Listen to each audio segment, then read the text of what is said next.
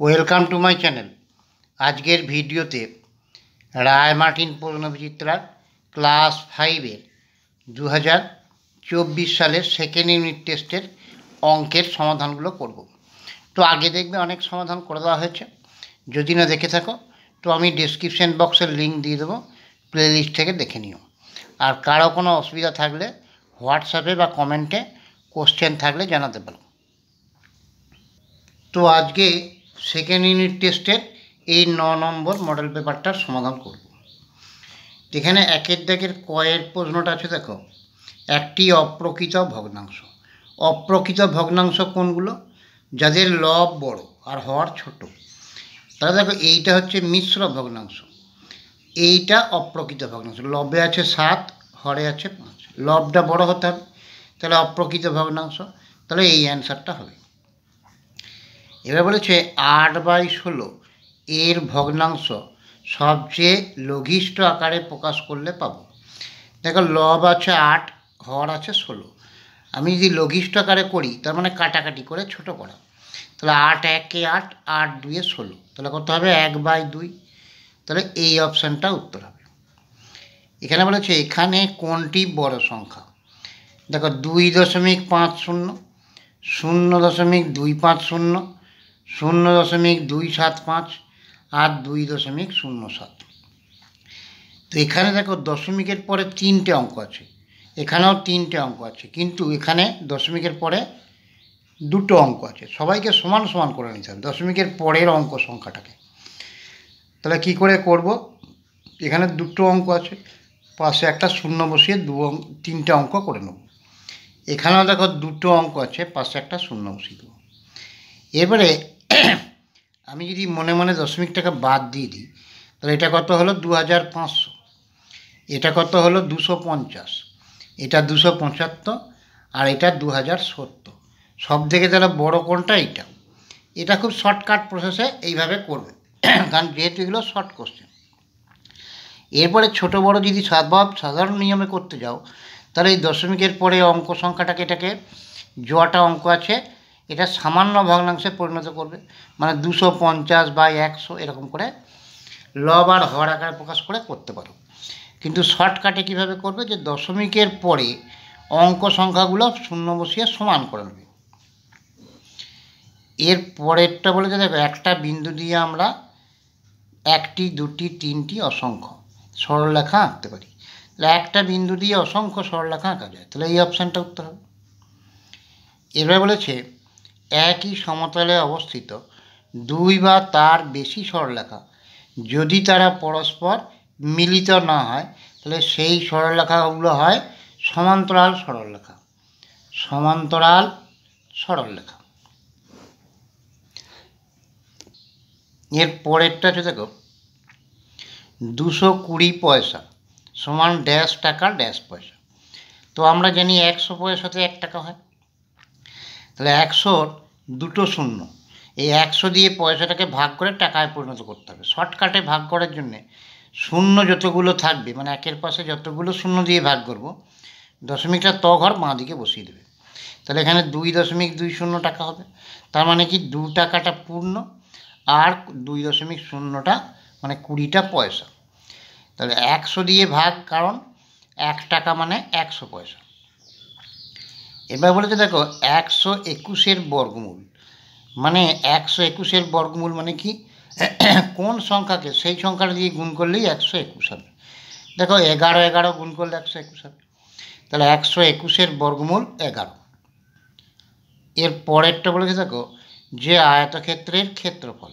আয়তক্ষেত্রের ক্ষেত্রফলের সূত্র হচ্ছে দৈর্ঘ্য গণিত প্রস্থ।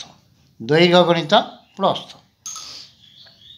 এর পরে দেখো বলেছে যোগ করো 2 পূর্ণ 4/7 যুক্ত 4 পূর্ণ 3/4।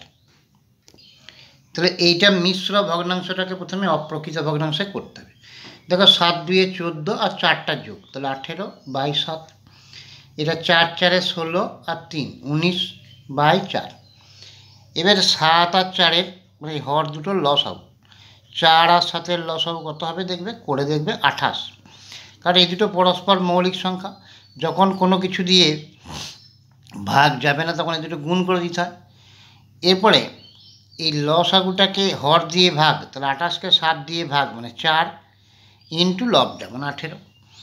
একইভাবে 28কে 4 দিয়ে ভাগ মানে 7 গুণ 19, তাহলে 18 4 72 যুক্ত 19কে 7 দিয়ে গুণ করলে 133, আর হরে আছে 28। এবার এই দুটো যোগ, 2 আর 3 5, 3 আর 7 10, শূন্য হাতে আছে 1 আর 1 2, 205, আর নিচে 28। তাহলে এটাকে যদি মিশ্র ভগ্নাংশে করে দিই তাহলে 7 পূর্ণ 9/28, মানে 205টাকে 28 দিয়ে ভাগ করবে। দেখো 28 9 196, 6 আর 9 15, তাহলে পরে 28 7 হলো, বলতে ভুল হয়ে গেলো, 28 7 196, আর 9টা ভাগশেষ থাকলো। এই ভাগফল যেটা হলো তত পূর্ণ, আর এখানে যেটা ভাগশেষ সেটা লবে থাকলো, আর এখানে 28, তাহলে 7 পূর্ণ 9/28। এরপর দেখো দেওয়া আছে 3 পূর্ণ 2/5 যুক্ত 2 পূর্ণ 1/10।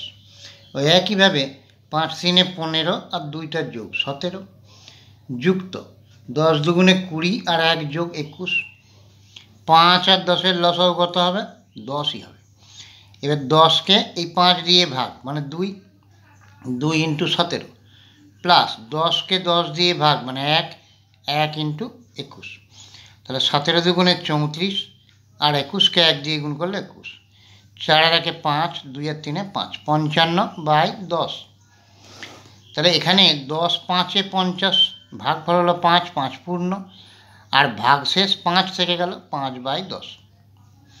এবার এটা লঘিষ্ঠ আকারে করলে 5 1 5, 5 2 10, তাহলে 5 পূর্ণ 1/2। এর পরের দুটো দেওয়া আছে, দেখো যে বিয়োগ করো, এই একটা বিয়োগ দেওয়া আছে, এই একটা বিয়োগ দেওয়া আছে।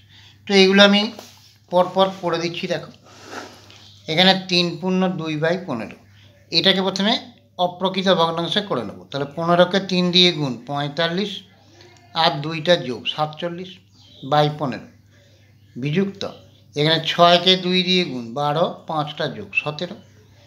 এরপরে 15 আর 6-এর লসাগু, 15 আর 6-এর লসাগু হবে দেখবে 30। লসাগু তোমরা আশা করি সবাই জানো।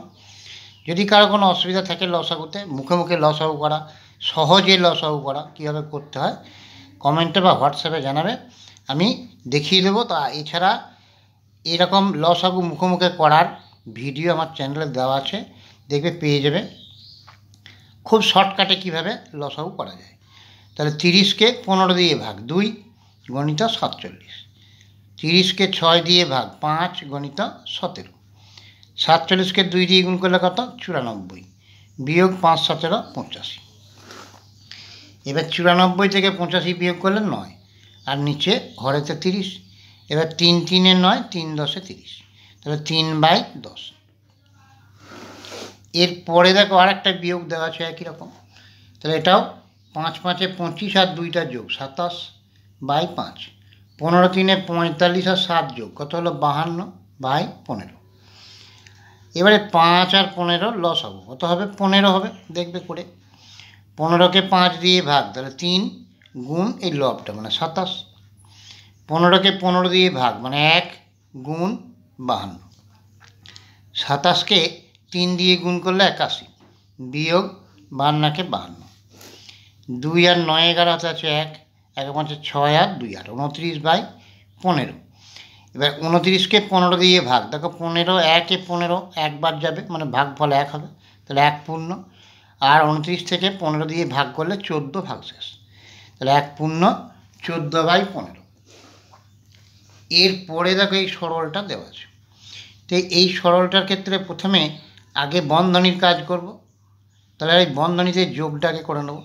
এটা হরেতে দুজনারই আছে দেখো 7, তাহলে লসাগু 7ই হবে, তাহলে লবে যা ছিল তাই বসে যাবে। এখানে 1 যুক্ত 5, এখানেও 5 আর 5-এর লসাগু 5, এখানে লবে যা আছে তাই বসবে, 1 যুক্ত 2, তাহলে 1 আর 5-এর যোগ করলে কত হলো 6/7 বিযুক্ত 2 আর 1 3/5, 7 আর 5-এর লসাগু কত 35, তাহলে 35কে 7 দিয়ে ভাগ মানে 5 গুণ 6, আবার 35কে 5 দিয়ে ভাগ মানে 7 গুণ 3, তাহলে 5 6 30 বিয়োগ 7 3 21, 30 থেকে 21 যদি বিয়োগ করি তাহলে 9/35, এটা অ্যান্সার।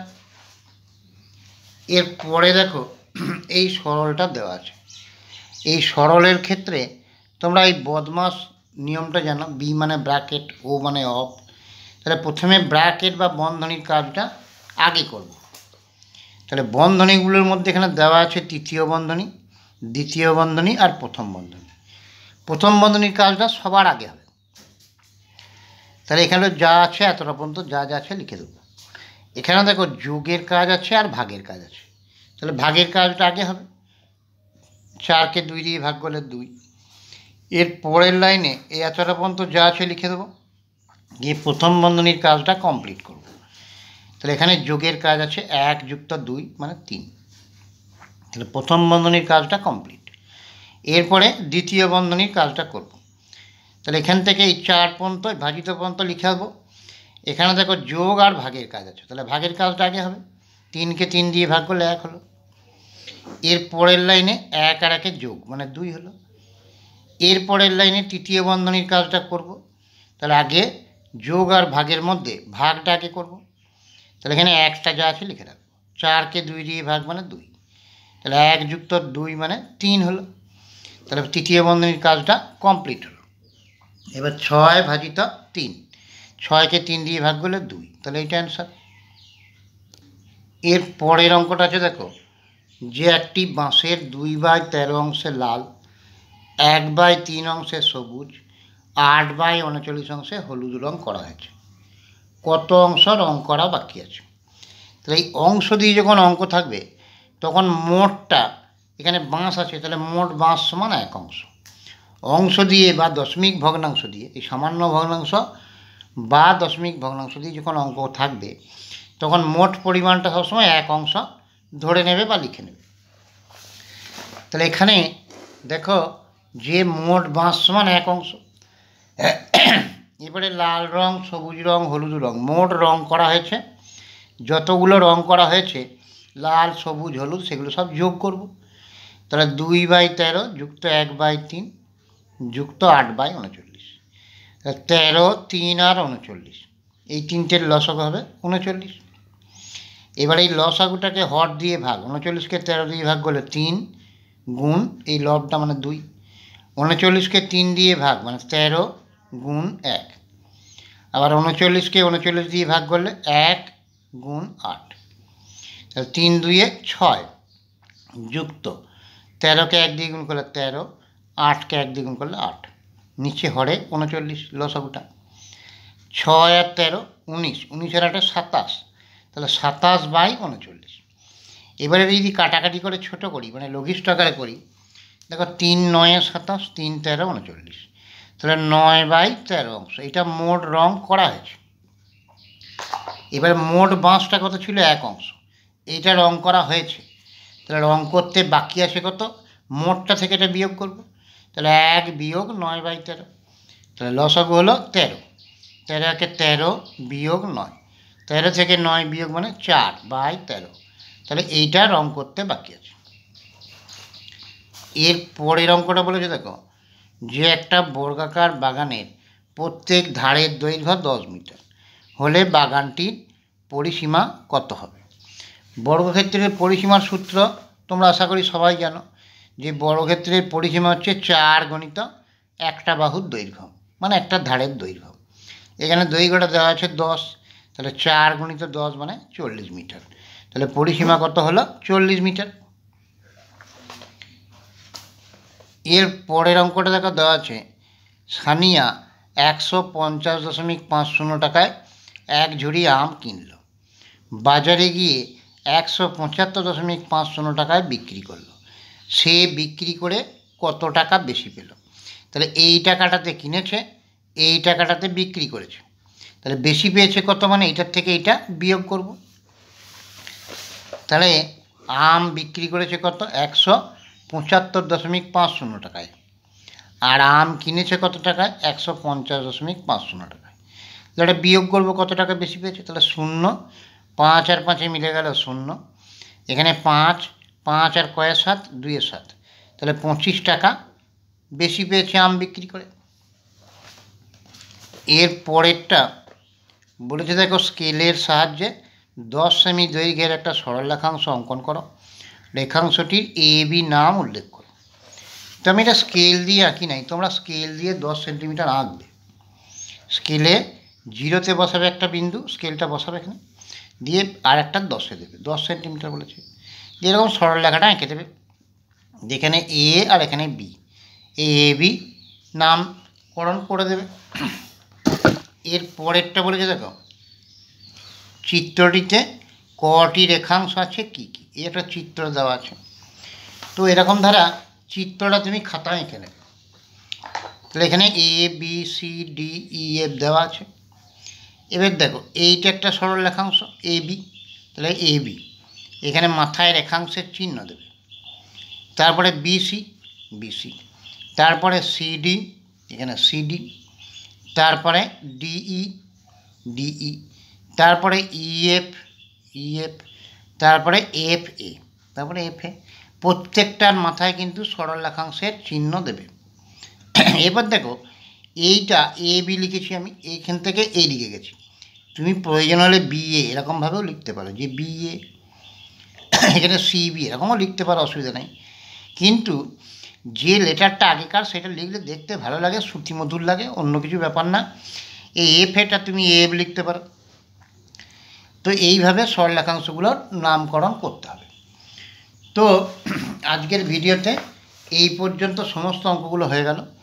যদি ভিডিও ভালো লেগে থাকে লাইক করো, শেয়ার করো, সাবস্ক্রাইব করো।